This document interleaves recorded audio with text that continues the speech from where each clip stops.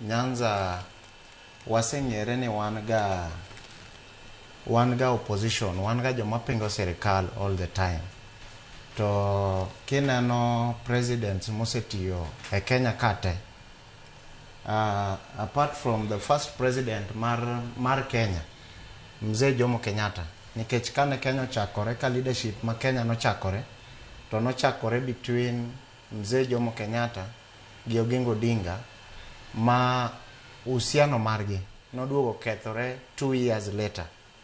From then pok wabedo kwa perform maber in terms of national politics, king'iyo gi collaboration with the administrations of the day. And President William Ruto ose prove nwa ni onyalo bedo osiep maber. Ni nitie kaka oketo wa e ngas moro, nitie kaka ong'iyowa gi wang' moro. To kiwacho adier, iwacho ni give credit kamo deserve. President nochako limbe makaluo ka Raila Amolo Odinga, the late Baba, mar Nyasaye ket chunye kamo kwe pod ne ngima. Ka yawuotwa moko nowuok ayanga mowacho ni wan koro jokama, wadwan wati gi rais mondo wane kaka joga nyalo yudo maendeleo. Koro promises nochako from then. Nitie singo manoketo, the affordable housing projects, ma at least each and every county makaluo can account affordable housing projects ma president osetimo.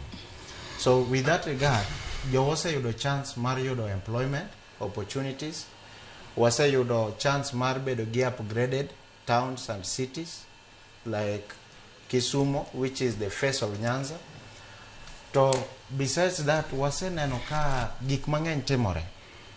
President ose launch kata some projects monego beni bedo implemented by the county government, but ose provide an helping hand, like the market. Wase neno ka different regions benefit from the markets. Wase neno ka open different road networks. Mago are some of the development opportunities ma we are so proud of.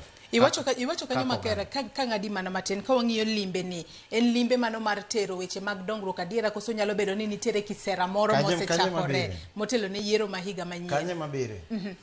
But gima dwa nyiso jowa ni yes, president osemiyowa political goodwill, but these are our constitutional rights.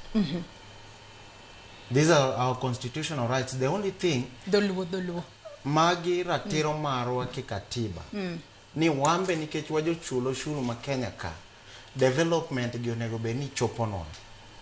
But kaka waseng'eyo politics ma Kenya kaka igoyo ni nyaki bed machiegni gi jatend piny e koka development moko inyalo kelnu.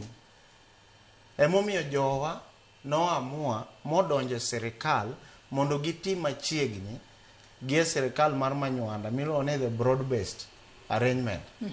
To broad based arrangement no, the pioneer ne en Raila Amolo Odinga.